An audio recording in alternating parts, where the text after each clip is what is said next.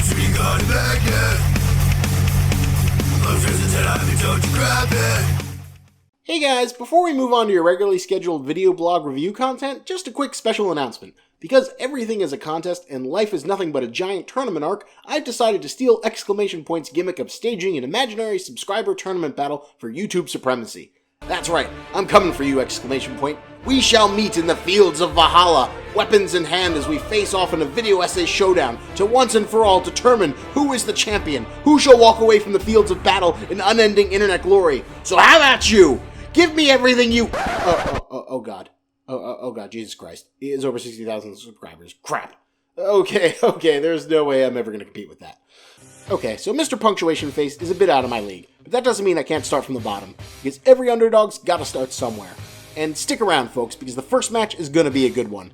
My first opponent is the YouTube channel for a company I used to work for. They only have around 2,700 subs, but this fight is personal, because I wasted a year and a half of my life being yelled at by the CEO who constantly told me how my content wasn't up to his company's illustrious standards, which mostly consisted of this. Jarek Media, Digital Lab, Studies, Series Language Protocols. Juan.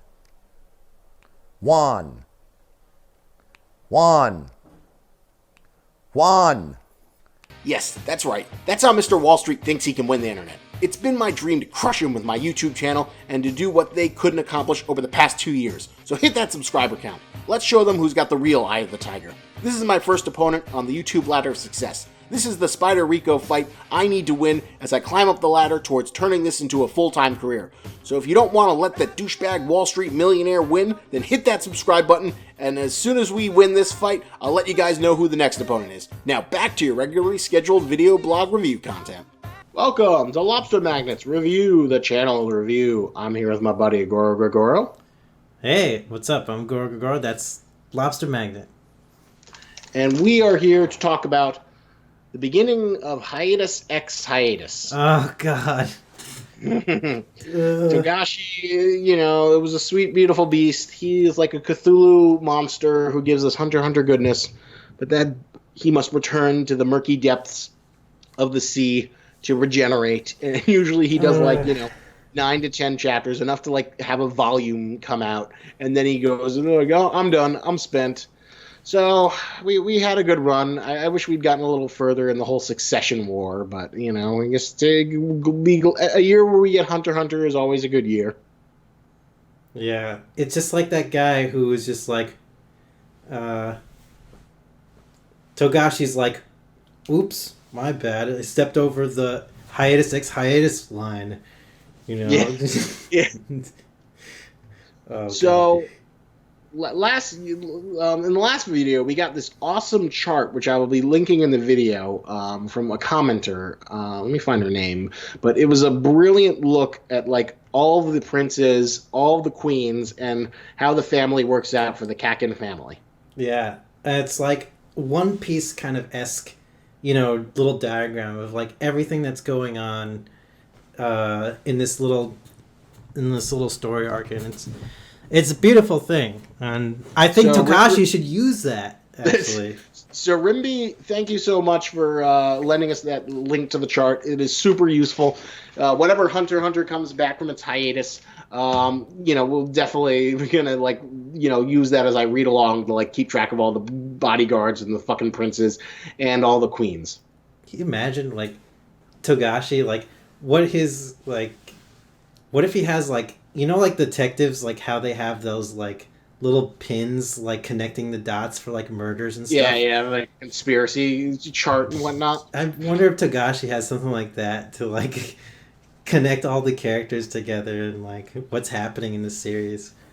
I'd hope so, because, I don't know, it's got to be a fucking mess. Maybe that's what, he had to draw so many distinct characters for all these fucking bodyguards who were, never gonna fucking see that that was, what caused the Hiatus X Hiatus. Just too many fucking characters to keep track of, and I can understand that on some level. Yeah. But so, like, Greg, you were trying to make an argument with me before we started this recording that, like, you think that the guy in the last chapter, who it's so obvious that silent majority is his fucking Nen ability, isn't actually, and that, we don't know who is actually using silent majority.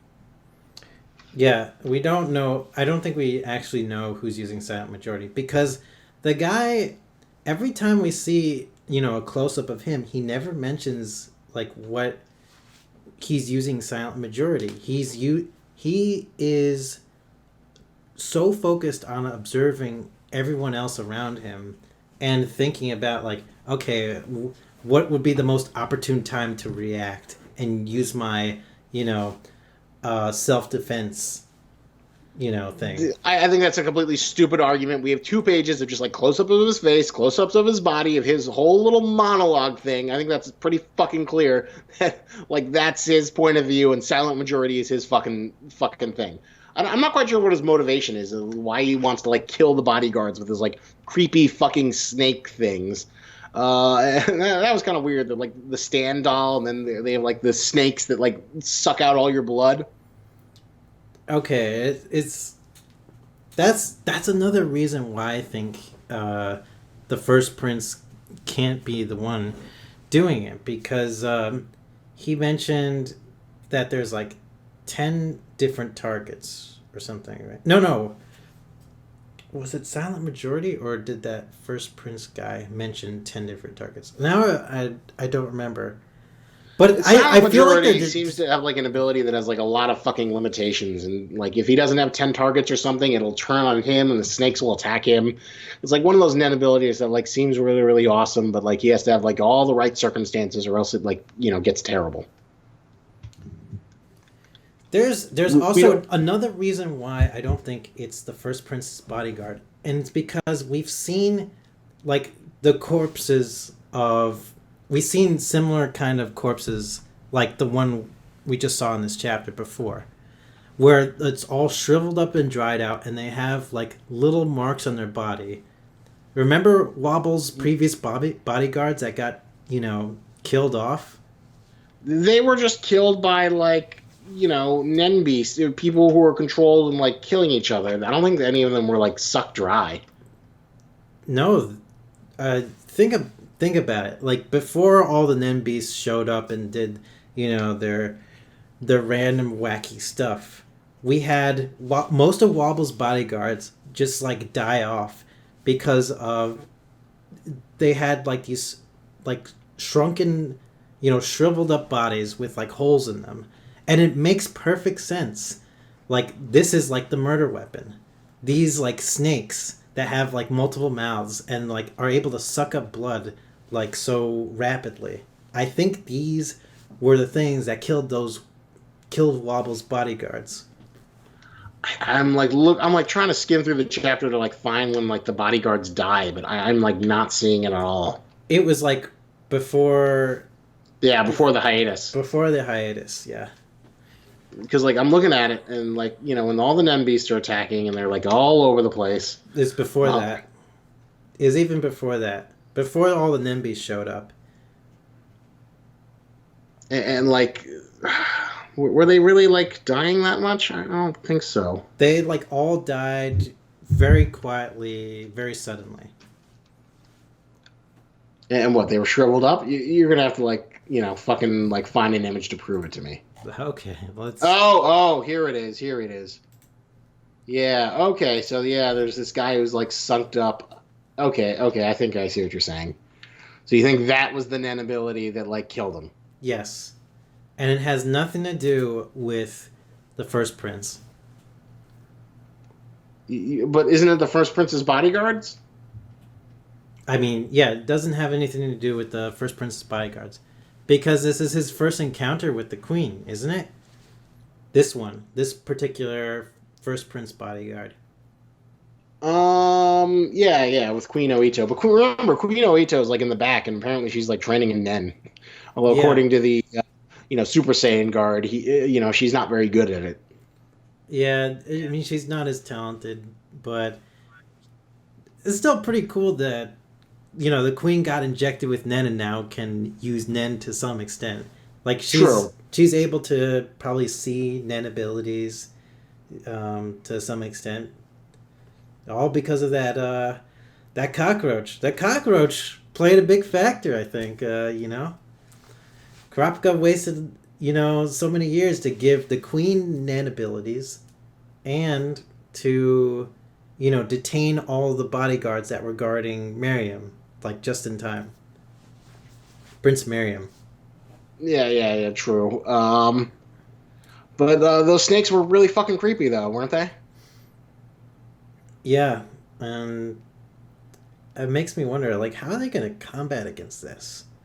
They can't even see them. Well, I don't know why, like, someone with Nen using Yo couldn't see them, but, the guy who shot the guy, was he able to see the snakes, or was it just, like, for us? There was only one person who was able to see it, and that was the one that was possessed. So I think it's someone's Nen ability that's able to possess someone,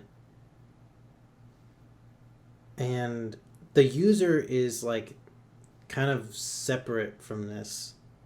It's like there's like the user, and then there's the person that they possess. And if he fails to complete a certain mission,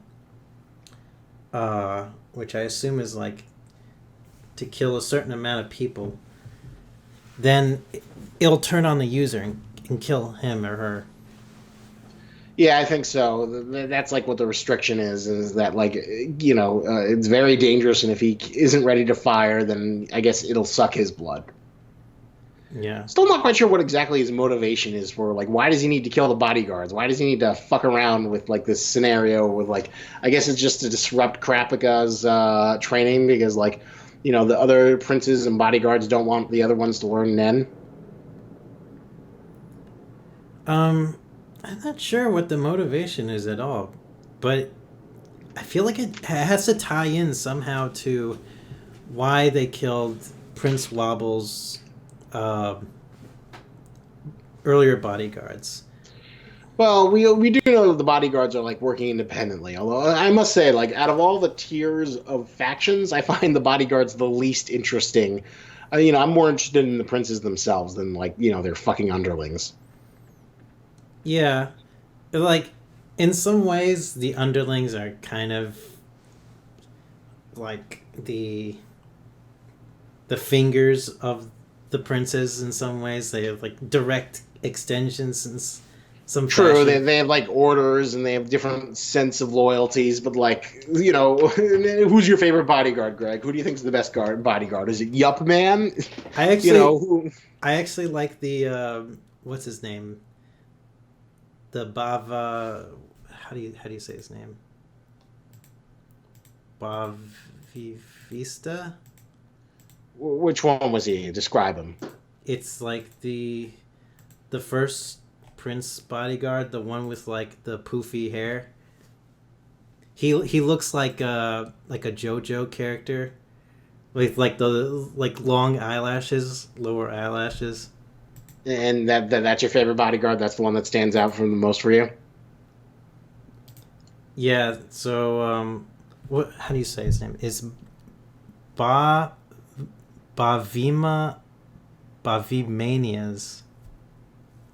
Bavimanas.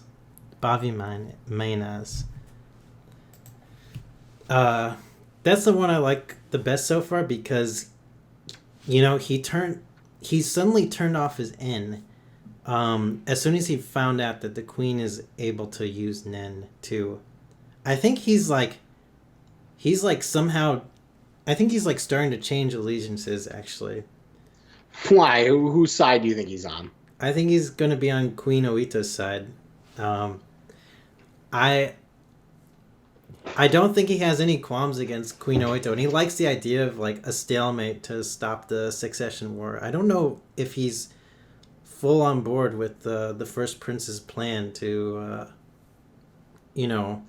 I think all the bodyguards are mostly pretty loyal, except for the ones who like hate the like brat prince and hope that she dies. The rest of them are kind of like, oh, this is the person who should rule. Oh, I want to secure my place in the new king's administration. Yeah, but then there's also like, how far does that loyalty go? Are they willing to like kill other princes for the sake of their prince? Or do they just want to ensure the safety of their prince and among all the other princes?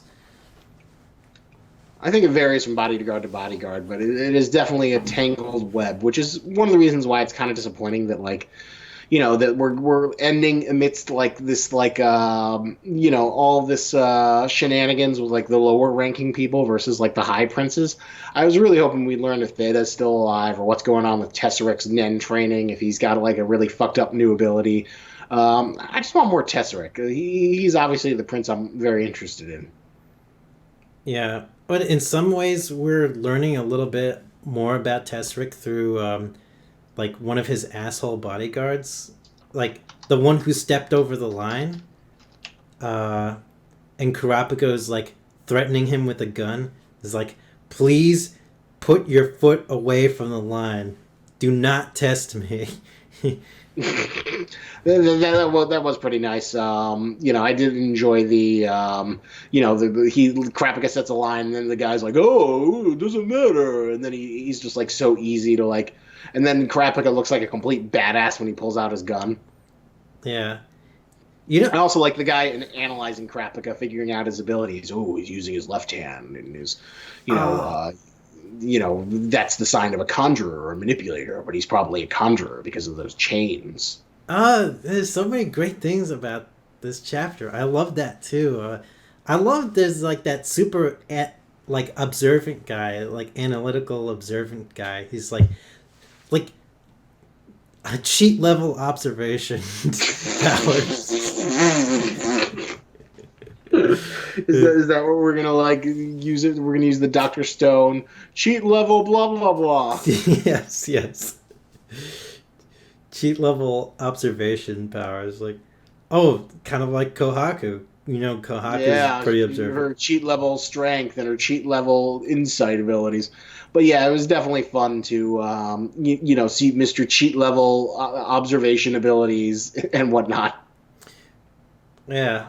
And to see people like try and like assess Kurapika. It's just so disappointing though. I really wanted to like see another prince die. I want to see like some more big actions. It feels like we're still in a powder keg. We're waiting for like the shit to hit the fan. We got so much going on. We got guards and their Nen abilities. We've got the prince's Nen beasts, and we still don't really know what they can do mostly. Yeah. I'm wondering why didn't the first prince's bodyguards didn't activate their right for self-defense, like right when that guy was choking and was shot by one of the other bodyguards. I guess they're like holding back, or they're not as bad as Yup Man, who's like used their right of self-defense as like just an excuse to like murder whoever the hell he wanted. Yeah. I mean, Yup Man didn't seem very smart. No, Yup Man was kind of, you loved him. Oh, Yup Man. Yup. At first I did. Now he's just like kind of lame compared to these other guards. I'm just thinking like maybe the first prince's bodyguards, remember they had a conversation with each other and they said, when do you think you'll come up with a countermeasure strategy? By the time after the second banquet. So, it seems like they're trying to bide their time until they gain more information about the other abilities of Queen Oito's bodyguards. Yeah, Queen Oito and Kurapika, since Kurapika's at the center of the storm.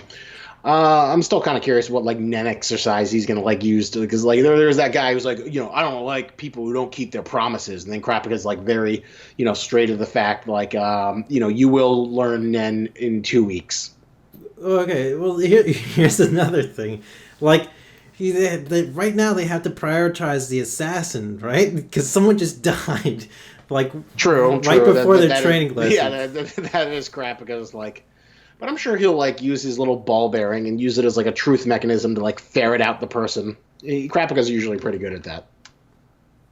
Man, it's a tricky ability because only very few people can see like what the assassin is, and we don't. I don't think it isn't. It's not. It's not even like the actual person using it. It's like a conjured Nen version of some assassin, Nen assassin. Well, remember those, like he says, like the snakes, like, you know, if only one, it takes like 44 seconds. But if he has all four sucking out blood, then it'll kill the person in like 5 seconds. Yeah. Yeah, I remember that. It's definitely interesting because, like, I was not expecting like summoning snakes, but if you look at the doll, it's got like all the snake things, and it even has like some Japanese poetry pun name where it's like the white snake's kiss or something. Yeah. That makes sense.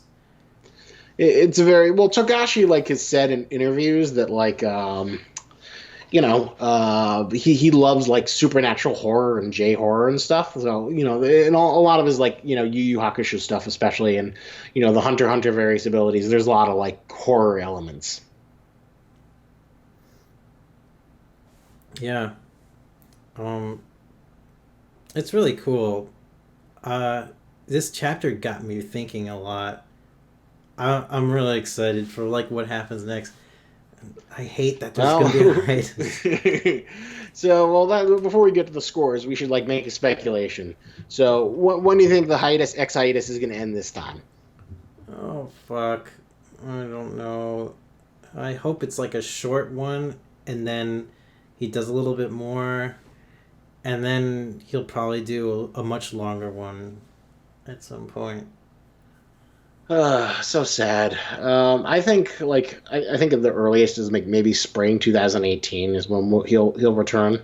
Oh god. Spring 2018. Yeah, that's what my gut tells me. Oh man, this is bad. Oh god, I want more Hunter x Hunter. I just want more. Yeah. All the time.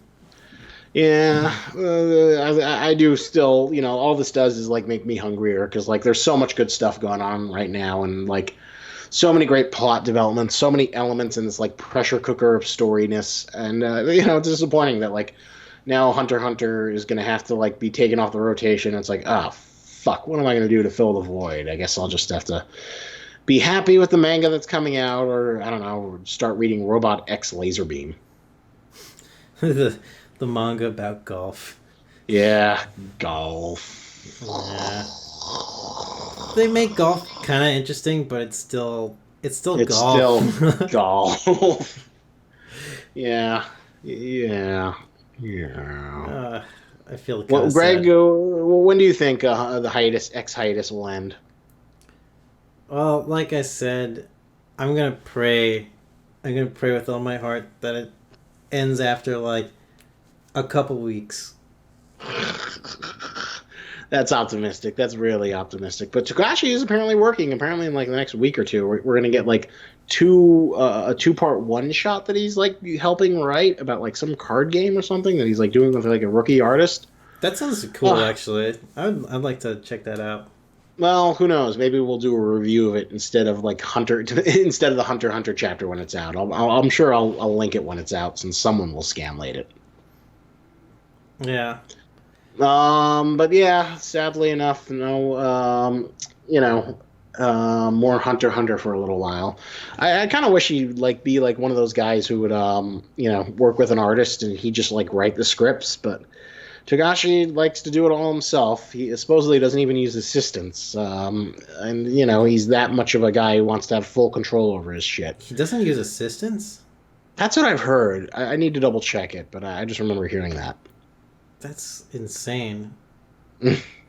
I mean, I've tried making a comic all by myself before as well.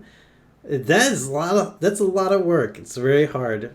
Yeah, it's definitely very challenging. So we should get to the score. What would you rate this chapter? 10 out of 10. You know what? This was only an 8 for me, Greg. This was only an 8. This was a minor thing with minor fucking inconsequential characters. It was entertaining with lots of details, but I don't give a shit about any of these bodyguards. I don't give a shit about the stupid asshole killer. Let's get on to the good shit. It was good Hunter material, but it was not a 10 out of 10. Fuck you. Almost every Hunter x Hunter chapter is like 10 out of 10 material because just like how amazing like all the inconsequential stuff like builds up to something even better than what you were initially trying to anticipate for. I really loved like the whole line thing and like one of the bodyguards like inadvertently stepping over the line and Kurapika like trying to put him in his place and keeping all this shit together while also, out of the blue an assassination happens which have the same kind of like calling card marks as like the Wobble's previous bodyguards that died. True. There's definitely a lot going on in Hunter x Hunter, and Togashi does a great job, even though it's not like involving like the characters we like Pariston or Ging, or even the princes that we find more interesting, like Smoker guy who wants to like reform drug addicts, or fucking Swinko fat guy, or the grand poobah of them all, Tesseric and Benjamin. Yeah. I think it's amazing what he's able to do with like so little sometimes, and this is why I really like this chapter. And the main character is nowhere in sight, no Gon or Killua, which is even more amazing that like he still continues to like push on and push forward. But yeah, it was definitely disappointing. Good chapter. Disappointing that we're back to Hiatus X Hiatus. We'll just have to pour over that chart of all the allegiances and the guards and make sense of it, so we know all the guards by their faces by the time, it's time. Yeah. All right, so what should we plug? What do you think is appropriate? Do you think we should do something with snakes? Probably, yeah. That sounds pretty good. Because, those blood-sucking snakes. So, let's see. Maybe Amazon sells snakes. What would you get with, vampire snake? I don't know, man. Vampire snakes. Not seeing anything great. You know what? I know what. Anaconda. You ever see Anaconda?